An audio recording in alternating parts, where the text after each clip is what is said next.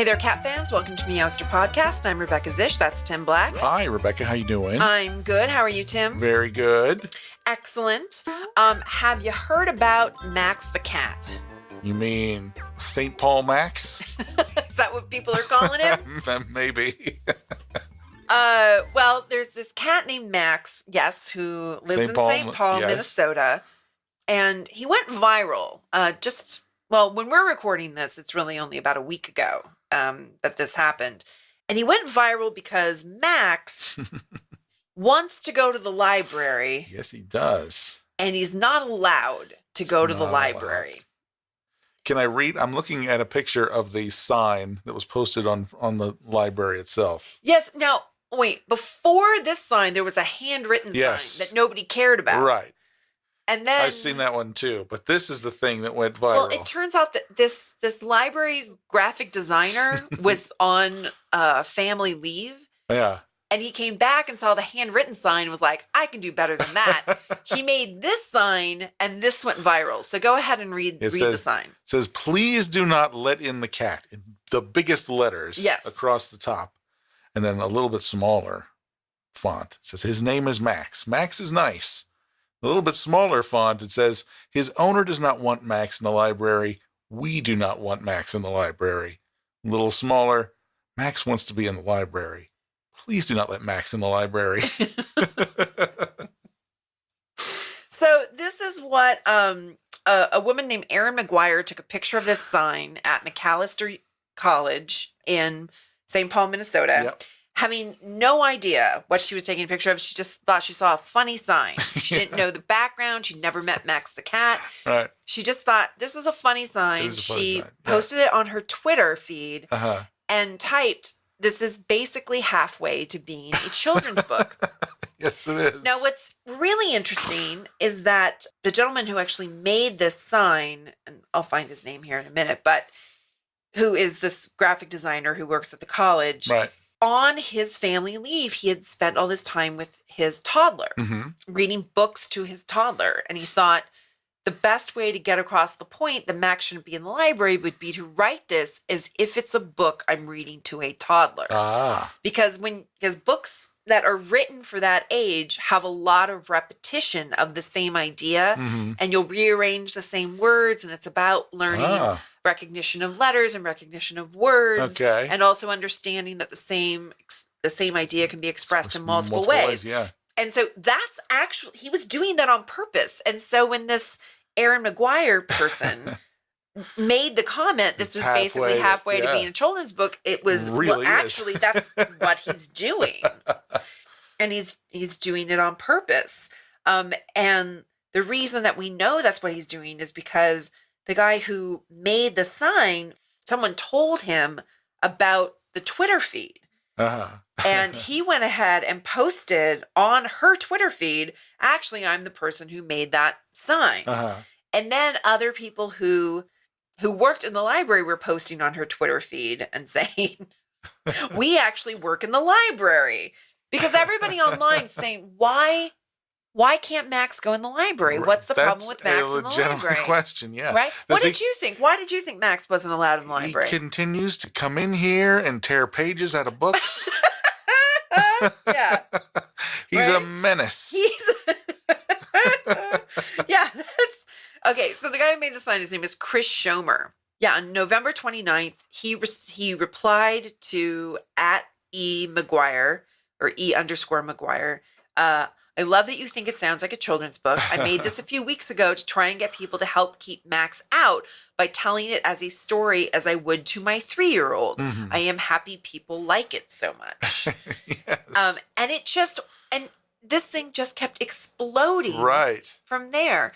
Some people thought the reason they didn't want Max in the library is because they thought he was spraying in the library. Oh, you don't want that to happen on your library books. No, that's not true. And he wasn't a menace. He wasn't destroying books. No, he wasn't at all. No, I think it was getting colder in Minnesota. Sure. Right? Absolutely. Because here's what we do know about Max from his people. That one of his people, a male person. Yeah. His people adopted him from a shelter in St. Paul. We're not sure when, but he's 3 years old now. Yeah. And when they adopted him, he was already, a growing cat. And he'd been found on the street, and they were warned he likes to roam. Yeah. And, so they tried That's to his make thing. Yeah, they tried to make him an indoor cat. Were not successful making him an indoor cat. But when he would DoorDash out, he would just go to Macalester College, which was right across the street and where his human dad worked. Right? So his human dad is a professor there at Macalester College. And so basically he was just going over there, and he'd hang around in the quad and on grass and find sunny spots and get petted by students. And there's pictures of him online from before this library sensation, or the get out of the library sensation, whatever it might be, of him hanging out in the Spanish and Portuguese department. I guess that was one of his favorite places to go. Max the Gato. Yeah. There's a picture from the internet that says we taught him to say gato from well before, and he's a good cat. He likes people, and he likes to be outside. And so my theory is that it was just getting colder. He was looking someplace to, And when people would open the door to the library, he would just take advantage of the situation. Run in. Yeah, why not? Even though could have been any building. Even on though campus. Most cats, who are door dashers, run out. Yes, exactly. He was running in. And I'd like to actually know what kind of furniture they have in the library, because maybe he was like, I want to sit on that couch. They might have had some faux leather kind of stuff. Yeah. And he may have discovered, maybe one day he was getting a lot of attention from a particular student, was following that student around, and that student went into the library, and he went in with him. Yeah. And then he was like, I like it in here. It's quiet. It's cozy. It's warm. Somebody could have walked in there with a McDonald's bag with a McChicken sandwich, and who knows? That would I'm going to follow that chicken sandwich. The rest is history. Someone was walking around with an open can of tuna. Something made the library very appealing to Max. I think libraries and bookstores are appealing. Yeah, that's true. We know of library cats. Absolutely. There's a long history of library cats. Long history of bookstore cats. Library cats like Dewey. Right. Dewey read more books. Also, Baker and Taylor are famous library cats. Okay. Who have a book written about them as well. There you go. And I think most people are aware of the tradition of bookstore cats. Yes. Right? So I think these are things cats like. Let's go through it. Paper. Yes. They like to sit on paper. They like to sit on books. They like shelves. They like high places. Right? It ticks all the boxes, as they say. If you're Max the cat and you've run out of your house in the morning and you've run around and laid in the sun and gotten pets from students and then you're looking for a place for your afternoon nap, why not the school library? Why not? There used to be, here in Las Vegas, there used to be a magic shop called Denny and Lee's Magic Shop, and they had a cat that hung out in there. And he was always in the book section. He had his options. He could have gone, he could have been in a hat. I think I've told you this before, but despite literary evidence to the contrary, cats do not wear hats. I was thinking top hats, like with where you pull the rabbits out of, but still. I love to make that point to people. Yeah, he could have been hanging out with the wands or the playing cards. Yeah, knocking little coins around, sure. No, but he chose books. He chose the book section. Yeah, why not? Mm-hmm. I don't think it's any surprise to people who know cats. No, absolutely not. It makes perfect sense. Mm-hmm. Don't know where the cat is? Look in the library. Yeah. Sounds like a board game. Yeah. Oh, where's the cat? That could be our game. Where's Max? You set up your board as a college. Oh my gosh, somebody's going to take this idea from us and make money. Okay, well, stop talking about it. Okay. Now, that happened on Reddit, by the way, as people kept brainstorming. There's a crazy Reddit feed that goes on and on and on about this. Right. I must have spent, I spent like an hour reading this Reddit feed. And you know what Reddit feeds are like. I do. They go on forever. Yes. Every time you think you're getting close to the end, it just expands. Oh, yeah. Whenever you want to go down the rabbit hole, start there. Right. So this Reddit feed had a lot of people brainstorming about what was Max doing, what was he thinking, why did he want to go there, blah, blah, blah, but also ways to be creative with the story. Mm-hmm. And one of the ways that people got really creative in this Reddit feed is thinking that that for cats who like to wander, you could create a whole system with RFID tags where you could send messages back and forth to people. So if someone made an app that you scanned an RFID tag on a cat, it would tell you everything you needed to know about that cat immediately in your phone, but including any messages for neighbors. Because so all these people in this Reddit feed were saying, my cat used to wander. Yeah. And we'd get phone calls that he was, that people would say, we found your cat, but he'd only have been gone from the house for 15 minutes. They didn't find him at all. He just left and walked a little ways down the road. So they could indicate in this little chip on the collar. Yeah. Like the time stamp when he walked out the door. Right. So if you scanned it, it would come up in your cat app, wandering cat app. It would say, my name is Max. Right. Call if gone after 2 hours or something like that. Yeah, well, I mean, if you had like a scanner he walked past on his way out the door, it would say, my name is Max. I live at such and such. He would get clocked out. I last left my house, only 20 minutes ago. He's fine. Yeah. Right? Or I last left my house 3 days ago. Oh, we better call them. Right? Exactly. Or, or even information about my favorite things are. And some people are saying, you could totally get this paid for by advertisers because you'd scan it and ads would come up for cat food and litter. Right. Right. My favorite food is, if you find me, give me Temptations treats. I especially like the chicken ones. Right. And some people were saying that they'd prefer to only talk to their neighbors through cats. So if you had a message for a neighbor and you knew your cat went by there, you just encode it. And yeah. That's pretty good. So, but then people started saying in the Reddit feed, they're like, stop talking about this because 20 other people are developing this app right now. Yeah, that's done. That's happened. Yeah. And I mean, I guess what they're saying is, right now we know that we microchip our pets. But you need to have the right kind of scanner. Yeah. So what if this simplified that whole notion? It could. And nobody said that. And I don't get into Reddit. I'm not going to add my 2 bits. Right. But that's what I was wondering. Like, nobody in this feed said, hey, we already microchip. Yeah, exactly. But those require special scanners because they're under the skin. If we went to an RFID system, the only fear, of course, is if the cat loses their collar.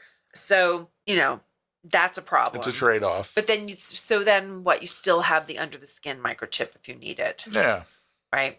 But everybody was telling stories on Reddit about their cat who did this, who wandered and this happened and blah, blah, blah, blah, blah, blah, blah. But then people started telling stories about dogs and I stopped reading. Like, what?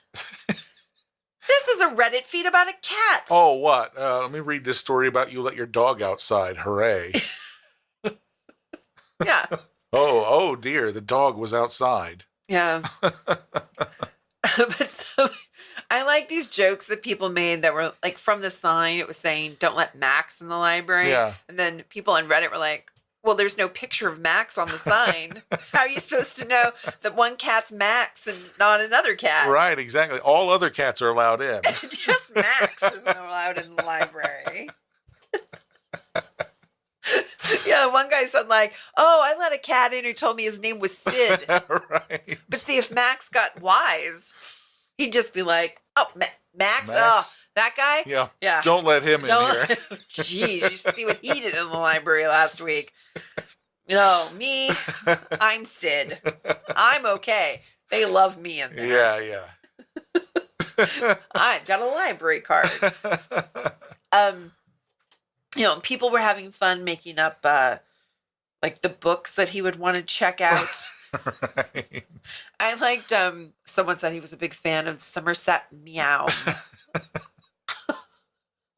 Oh my. Yeah.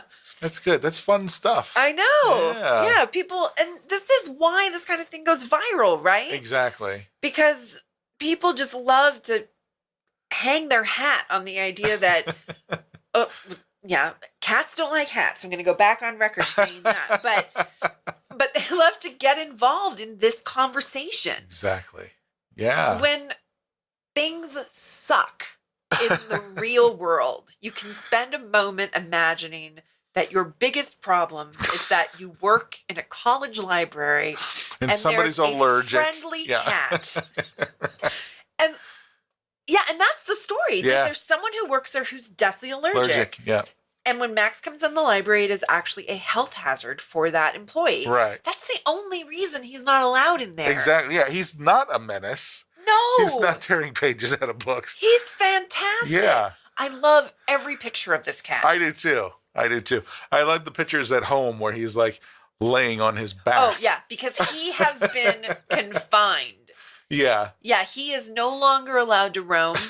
He's been confined. He's under house arrest now. But this is not so much about the library as it is because they've started a big construction project at McAllister College. So he's got to stay off campus for a while. He has to stay at home. But hopefully he'll get used to being at home. And in the meantime, when he's under house arrest, they're actually training him to a harness and leash. Yes. And will hopefully be able to, he'll be able to just be a leash cat from now on, a cat that actually goes for walks. Right. Not a cat who roams. Right. Walking is good.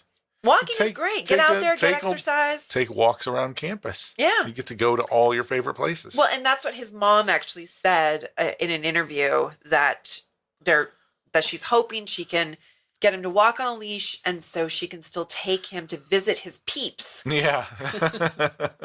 Because he has a tour. There are buildings that he likes the best that he takes tours of. True. People that he visits. There are people who get upset about this sort of thing and say, well, you never should have left the cat outside in the first place. And, that's really up to that individual family. They watched his habits. They saw that he only went across the street. Right. But that's a big issue in this Reddit feed, too. Oh, yeah. People saying, never should have let him outside. Never should have let him outside in the first place. And that's... I want to agree with them to an extent. But, I mean, if that's what you're trying to do at this point, then is you're trying to take a cat that has always been a roamer, bring him in the house and tell him you can't be a roamer anymore. Yeah. I mean, you got to have lots of stuff in the house to keep him busy, keep him occupied. Yeah. Puzzle feeders, cat trees. And even that may not, toys. That's not probably going to. No, and they said that he would sit inside and just howl. No. Now, this is so like the story of Bubba, the cat who goes to high school in San Jose, California. I was thinking of that a lot. And they're, similar colors, but it's the same story. But they live in a house that backs up directly to the sports field at Leland High School in San Jose, California. And they know that when he leaves the house, that sometimes he has other places he goes, but mostly he just goes in the backyard, hops the fence, and goes to Leland. Right. And so at Leland, they gave him a student ID so that everyone knew, and that people stopped calling the family and saying, we have your cat. And they're like, just let him go. He'll come home. But that was their issue too. They had gotten him from the shelter. Yeah. And they brought him home, and he just yelled like crazy inside, and was like, I will not be confined. Right. And they they let him walk and he comes home and then he's fine and he doesn't complain. Yeah. And he stays inside, except that he still doesn't understand spring break, winter break, and summer break. They doesn't get it. Can't teach it to him. No. And it's funny, there's no mention of that for this cat Max in St. Paul, Minnesota. I wonder if they haven't had him very long because could be. Because it sort of seems like he hasn't experienced there being no students on campus. Unless it's a college that is on a quarter system. And there could be summer quarter. There'll be students there all year round. These small liberal arts colleges though are pretty standard in their scheduling. Yeah. I know that the college where I went in Oregon, if you'd been a cat who hung out there, there'd be hardly anybody there on breaks during the summertime. Yeah. Yeah. I would have been sad for a cat like that. But we just had squirrels, tons of squirrels who were basically domesticated. Yeah, they would come right up to you and eat the Dorito right out of your hand. Yeah. It was not good for the squirrels. No, it wasn't. If all the people had just suddenly disappeared, they would not have known what to do. They'd have been goners. Yeah. So I brought this up to you. It was actually a good friend of mine originally sent me the link to this. And he sent me a message that said, library plus cats equals Rebecca, and sent this link to me. Okay. And I was looking at it, and what I really started thinking was, like we've started talking about here, but, what's the deeper meaning behind this? Obviously people like to slip away to a fantasy world where this is the biggest problem you could have in your life is how to keep a cat out of your library. Yeah. That this cat is awesome. He's so handsome too. That's true. He's and they didn't put that on the sign. No, they didn't say. They said Max is nice. They didn't say Max is handsome and groovy. Yeah. I love that picture that's also gone viral. That picture of him where he's standing outside of his house and his paws are just a little bit dirty because he's been walking around outside. Yeah. And he looks walking through mud puddles. Oh yeah, he looks so focused. And in this picture, his tail is mid swish, and you just get the real sense of his whole personality. Yeah. Anyway, but there's an interesting story that I found actually on the Today Show's website. Okay. Of all places, because the same story just gets recycled over and over. Yeah. Right. When something goes viral, and then the mainstream news picks up on it, they basically tell the same story over and over again. Yeah. So in this version of the story from the Today Show website, they interview somebody else who also posted a photo of the sign. Okay. And this is a professor at Macalester named Rebecca Wingo. But she did not expect there to be any attention. She just thought it was funny and she posted it, right? And then she said, I just posted it because I thought it was a funny commentary on library access and patronage, she told Today. For me and some of the other librarians on campus, it's a fascinating case study of digital culture, intellectual property, and copyright. Wow.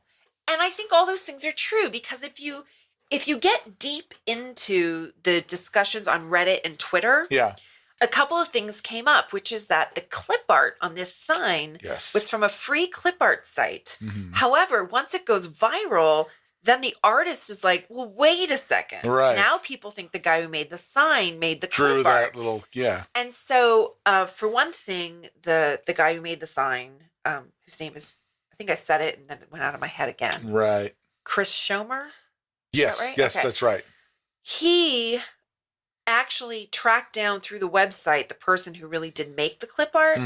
And now the two of them are working together on a proposal for a publisher to make a children's book with this art. Oh, that's good. That's nice of them to work together. Right. And the artist who designed this clip art has actually also designed other clip art that she's made free on her website of other versions of the cat from the poster reading a book and sleeping. Right. And So she did that on purpose, and she's trying to build a following of her style of clip art.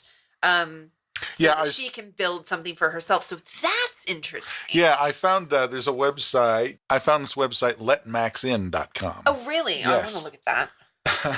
And there's a photo of a mock-up of a T-shirt. They said that they're like working on merchandise now. Well, it's a little late. It should have been out already. That's true. But there's a photo of a T-shirt that's pretty cute. It says, "This is Max. Max is nice." Oh yeah. And it's got that clip art picture on the front, and on the back is like that cat, that from clip behind, art cat from behind with his tail sticking up. It's great. I like that. Now. Yeah. Wow. Very cute. Yeah. Oh, that's great. Well, I hope that works for them. Yeah. So they're already okay. So this is being written by Chris Schomer, and the designer. Yeah. So this website was put up by the two of them. Okay. So that's exactly what I was talking about. Yeah. There you go. So I must have read that in one of the various news stories. So that's definitely the issue of digital culture, intellectual property, and copyright. That's really interesting. It is. Because also Chris Schomer didn't copyright this sign. No. And so I guarantee you there will be memes of this sign. Right? Yeah. And, and I don't know how it works exactly, but I mean, did he then rush out and copyright his sign? I hope so. I hope so too. And I imagine the designer went ahead and pulled that clip art from that free clip art site. Right. So that she can make money off. And I guess you never know, right? Like as a designer, you just want to put out product. And the way the digital culture is set up, you can say, hey, here's a whole bunch of stuff. Use it for free. If you like it, then people will see it. And eventually maybe I'll get work out of it, right? Yes, exactly. And that's what's happened for her, is he went looking for the right image that he thought would go with this simple black and white sign that he created. Yeah. And he liked the simplicity of this funny looking cat. On the other hand, it is a good point that that's not really Max, and you can't tell what Max looks like. That's true. Sure. And it is also an interesting commentary on library access and patronage. Libraries are supposed to be open to everybody. And public libraries, not necessarily university libraries. True. Right? So yeah, that's true. So if this were a public library situation, you'd also have so this cat wants to come in here every day. Do we just let him and assume that if patrons complain, then we'll deal with it? Does he need a student ID? Well, for the college campus property. Well, that's the thing. For the campus, you and I can't just walk up to any university. No. And walk in their library and start going through their stuff. No. You need like a student. You need a student ID to scan, and it'll let you in. Yeah. Yeah. Sometimes not. Sometimes you can get in and wander around. That's true. But depending you wouldn't be able to check out any books. That's you wouldn't be able to use any services. And depending on the library too. Yeah. Like if you wanted to use a special collection at a library for personal research or for academic research of your own, and you don't go to that school or you don't teach at that school, there are ways to figure that out. But if you're a cat. You don't know how. There's so a cat who wants to use the library, where does he stand? I don't know. He can't enroll in school. No. Through no fault of his own. No. They can argue that he didn't have the SAT scores. But did they let him try? Exactly. Somebody at the SAT place would probably be too allergic too, so he's screwed. Yeah. Either way. Let's just, Look, people walk into public libraries all the time. The SAT place, I said. Haven't had a bath in a while or something. I mean, oh my God. Like, it's...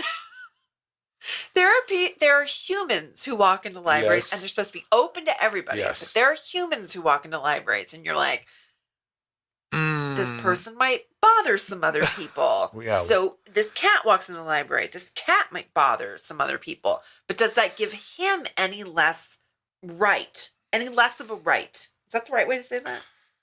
Yeah, I guess so. To go in there in the first place. That's the question. Yeah. That's what this Professor Wingo is saying. Like, this doesn't give us an answer to that question. No, but it's an interesting way to open up the conversation. Yes, it is. If you go into your corner bodega and there are pictures of checks that bounced. You know how they do? And they'll say, these people bounced checks here, right? Like people still write checks. I don't know. But this used to be a thing. Yes, it did. Right? If you remember the episode of Seinfeld where Jerry had clown checks and they bounced at the bodega and there's a clown, one of his clown checks was there. Okay.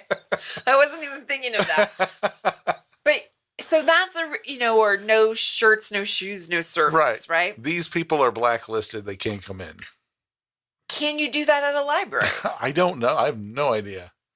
Working in a public library, I can say that we can do that under certain circumstances. If they've caused too much trouble or whatever. If they've been violent, mm-hmm.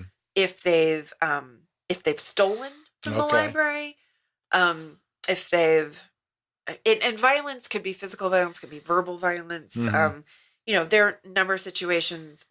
You could even be asked to cease your patronage of a library if staff or other patrons believe you're sexually harassing them. Yeah.